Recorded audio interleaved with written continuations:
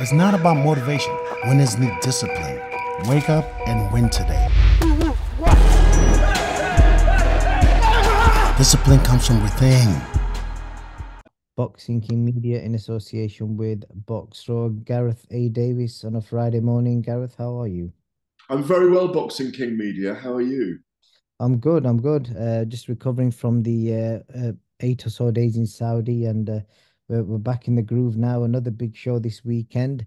Um, in fact, before I even get to that show, we love fans interaction. We did a bit of a long one in Saudi, which got a lot of interaction and even more crazy and weird comments about you, Gareth. Uh, just want to make sure, and I want to let people know that you're never offended, and you've always said to me, just ask me whatever they say. Oh no, it's great fun. I mean, it's just a bit of fun, isn't it? And the fans are having a laugh, and it's fine. But Yeah, it's some fun. actually believe it.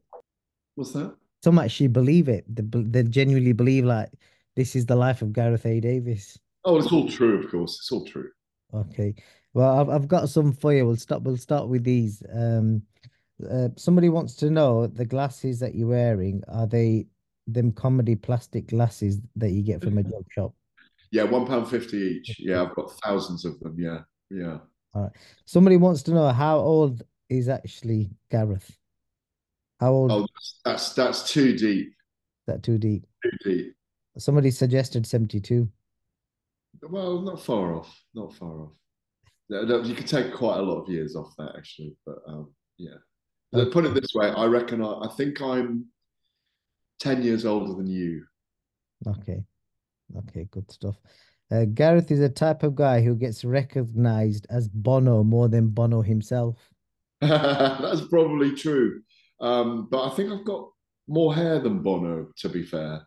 Yeah. Um, Well, I've seen like people in different parts of the world recognize you as I don't know who they think you are, but they'll end up taking pictures with you. I remember at the Joshua Usyk fight in Saudi, and and this guy was convinced that he was Tom Cruise. Do you remember that?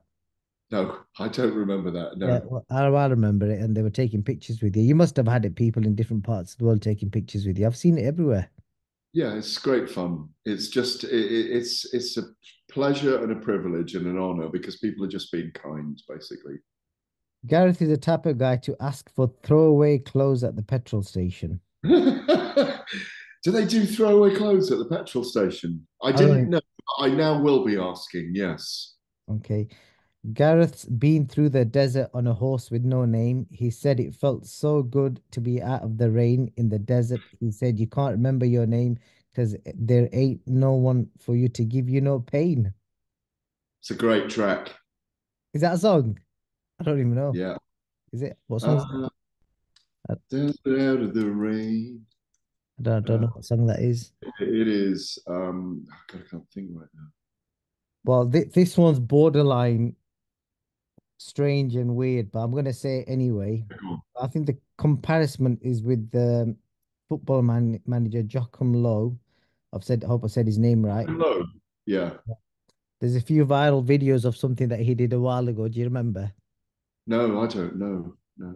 Where he was like sniffing his fingers after having them somewhere where he shouldn't. And I think there's a suggestion that Gareth probably does something similar. That's That's somebody said that on ridiculous. here. That is a bit. Do you not remember that viral video? No, no, I've That never seen it. I'm amazed you haven't seen that because that's like all over social media. It's not my area of expertise, I'm afraid. All right, okay. Um, in fact, You're not going to end on that, surely. no, not that. Well, that's. Have you seen that before? No, that's ridiculous. That I is not a know, nice thing to look at I know. 9:30 Yeah, she did Friday. it on live TV. Uh, Very odd.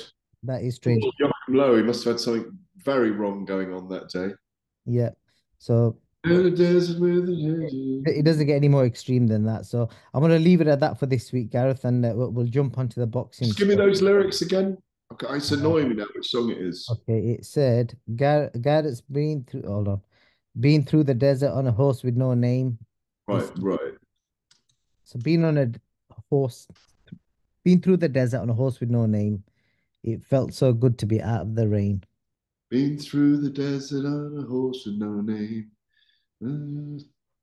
Right. So let's start with the questions, Gareth, because we'll Yeah, end. go ahead, brother. Go ahead. First thing I want to start with is Ryan Garcia. We've seen in recent weeks, he's talked about a lot of conspiracy theories, protecting the children from the elites, all this Bohemian Grove stuff. I don't know if you're into all that kind of stuff. Epstein's Island.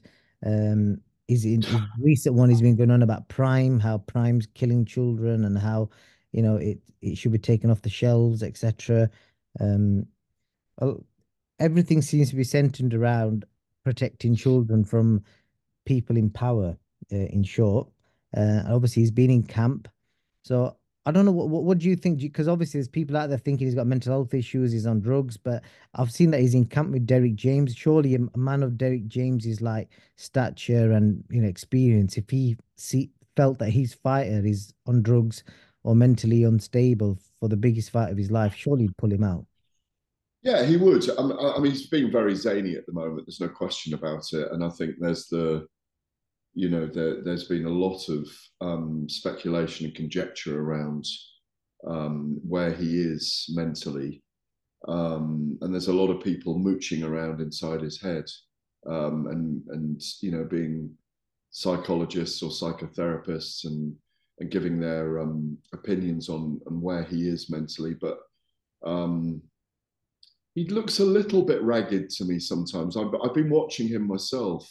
He looks a little bit ragged sometimes, and maybe at the end, the far end of something that's going on.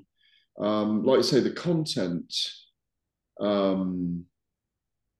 is very unusual. Obviously, he has a huge social media reach with 11 million followers on TikTok, on Twitter and Instagram. I don't know what he's got on TikTok. I don't even go on TikTok. So yeah, there's a little bit of concern. I think there ought to be a little bit of concern. But he's a complex character.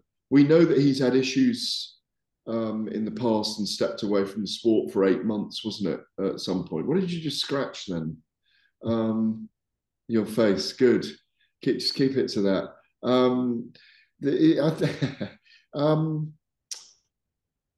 With these things, I don't like to make too many prognostications because, fighters are zany and unusual. Should he be pulled from the fight? No, not yet, because he is in camp, he is training. I think it's a very tough fight for him against Devin Haney. What we don't want, though, is him to have a meltdown in fight week and it all be called off. I think I'd be more concerned about that. Whose responsibility is it, Gareth? Is it the zone? Is it Oscar De La Hoya? Or even is it potentially Matchroom? Obviously, they're on the opposition side, but whose responsibility is it here to take action? Because don't forget, fans are going to be booking tickets for this, booking flights, hotels, that, and he ain't going to be cheap. And I've seen the ticket prices are like ridiculous for that fight as well. So, like, who needs to be making a decision on this? Because if something happens fight week, a lot of fans are going to be out of pocket. Yeah, and also boxing has a stain on it, as a bloody stain on it again, and a black eye. But well, Eddie Hearn, I think I've seen him say that they should have a look at pulling him out. He's quoted, I think he's pretty much quoted as saying that. Oscar De La Hoya is the opposite and says Ryan's fine, we carry on. I've spoken to him. That's Oscar's words. Ryan's didn't he say that he's coming off all social media now, though? Ryan. Yeah, and then he keeps posting. Yeah, but now there's no way he's coming off. He's been on Twitter lives, Instagram lives. Yeah, I don't think that's. But you see, he's training hard and he's just getting things out of his alter ego at the same time. I think things that are on his mind, and it's a very God knows who would pull them out. Well, I think it's the commission that licenses him. They should be potentially having a look at it, and maybe having an interview with him, having a chat with him, seeing how they feel he is. But if there are concerns about someone's mental health, like serious concerns, I do think this commission should look into it. Okay, well, it'll be interesting to see what happens with that.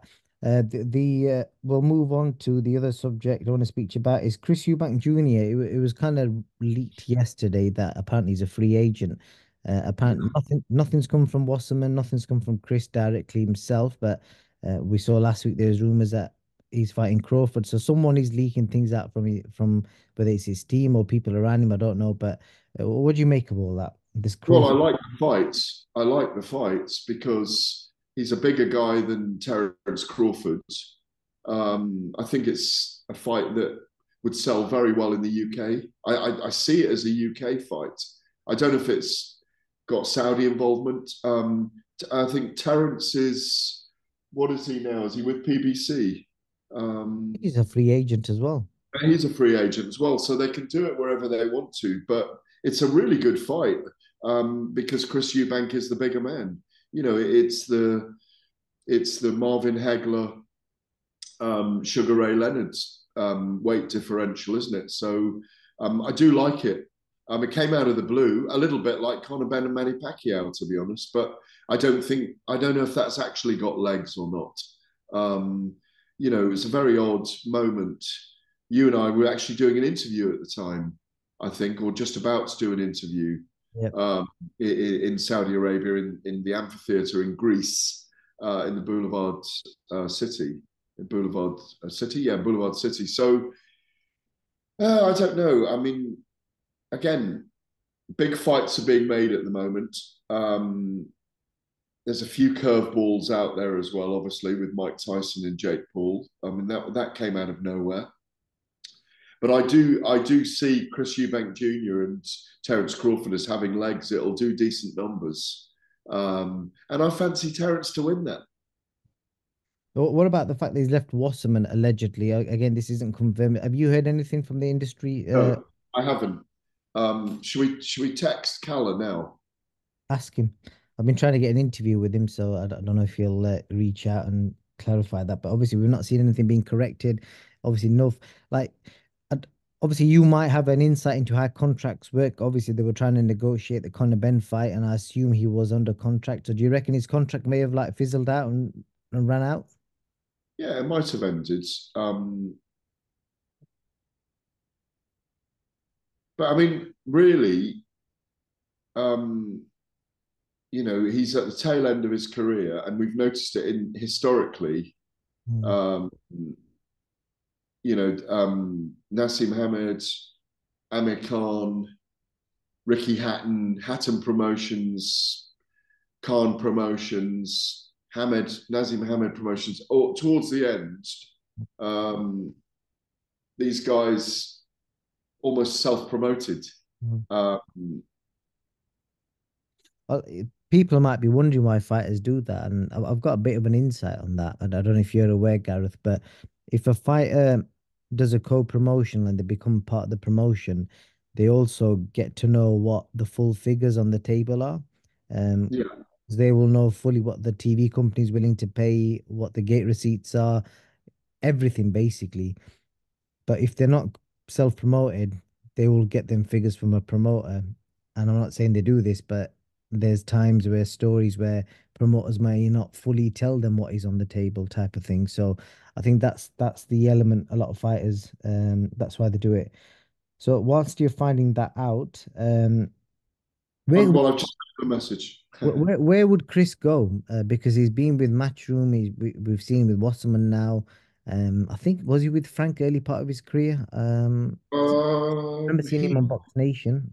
Trying to think, but either way, he seems to have been very all good. over the- But where do you think he'll go and what his options may be? What in terms? I think it'd be self-promoted. I don't know, but he needs a TV station. Where's he going to go? Oh, I think he's a big enough name. You look at names in British boxing outside the heavyweights. He's himself, Conor Benn, Anthony Yarde, Joshua Boatsi. I'm saying outside the heavyweights. He's one of the biggest pay-per-view names, so he can literally go anywhere. Sky would have him. I'm sure Frank Warren would have him.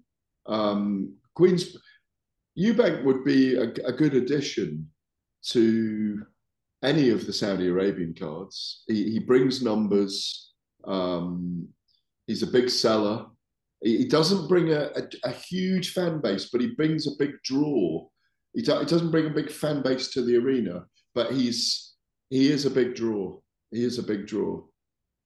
Let's see where he goes. You touched on it there, Mike Tyson. We've seen another video Mike's put up today of him training in camp. It's obviously heavily edited, but and apparently from what I'm reading, they're trying to make it a professional fight with the Texas Commission.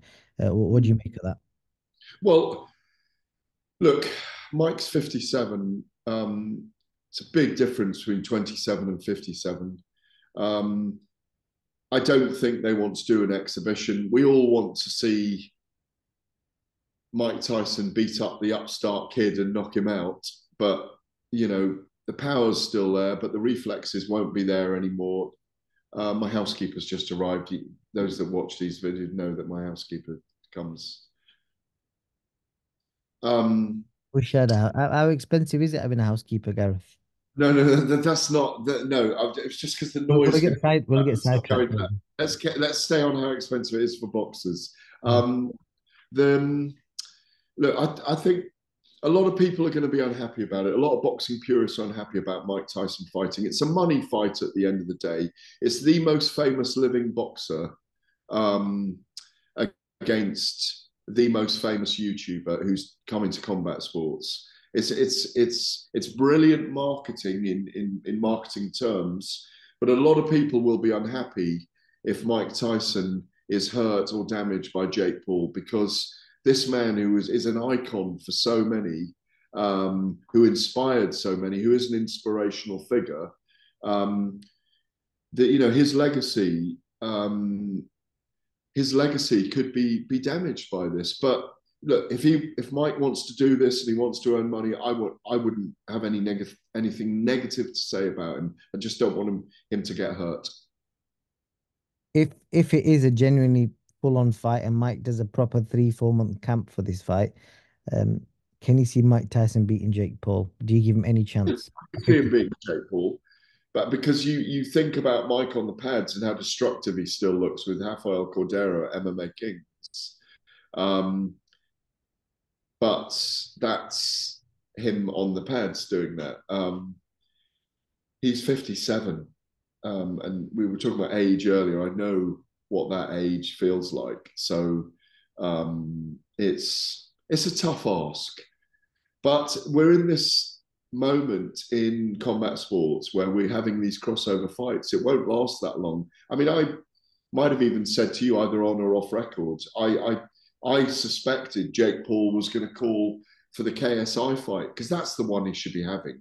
That's the big one in that milieu, in that world. So it's a bizarre thing to happen, but if Mike wants to do it, Mike can do what he wants to do. It's as simple as that. I mean, I'm not going to denigrate it in any way. And obviously, we've got involvement from Netflix. It'd be interesting to see how that pans out as well. The last thing I want to bring up is, I know you've done a few interviews speaking about the whole AJ thing, etc. Yeah. But I just want to get a short answer from you. Does Anthony Joshua knocking out Francis Ngannou now make him the best heavyweight on the planet? That's been a big debate this week, and I've seen a lot of people announcing AJ beats Fury. So I just want to get your opinion on that. He's back. He's back. He's still the number 3 in the world for me, behind Usyk and Fury. But he's right up there in our minds in terms of the shapes he's created and the noise he's made and the emphatic statements that have been laid down by him, by those giant fists of his against Francis Ngannou, that he is very relevant. And let's be honest, after Fury and Usyk, what do we really want to see? Most people want to see him fight Tyson Fury. It's one of the biggest fights in the world. If Fury beats Usyk handily, perhaps there'll be some intervention to get that fight next. We don't want to lose it. Looks like we've lost Wilder against Joshua, a fight we always wanted to see. Well, for now, anyway. You know, and I will throw this at you. My understanding is that Deontay Wilder, Agit Kabayel, Flip Hergovich and Daniel Dubois are all going to be in action soon too. So, for example, this weekend, Dillian White in action, Joe Joyce in action, Both should win handily.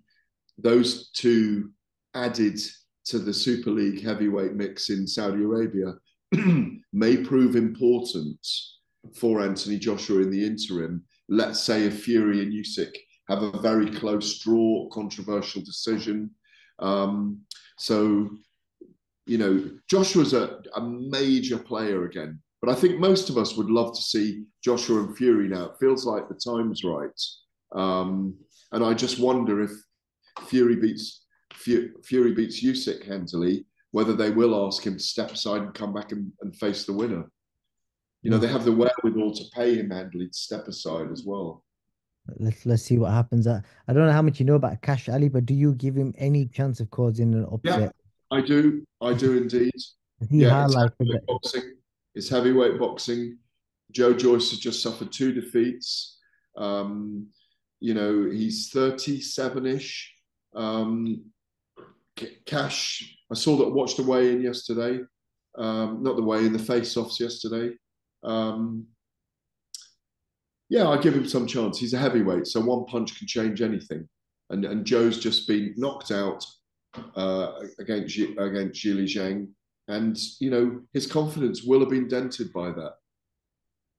Let's see what happens. I think this weekend with Dillian and Joyce, the heavyweight picture by Monday will be completely different. Because don't forget, they were saying Joyce was done, so he may be back on top again. So let's see what happens.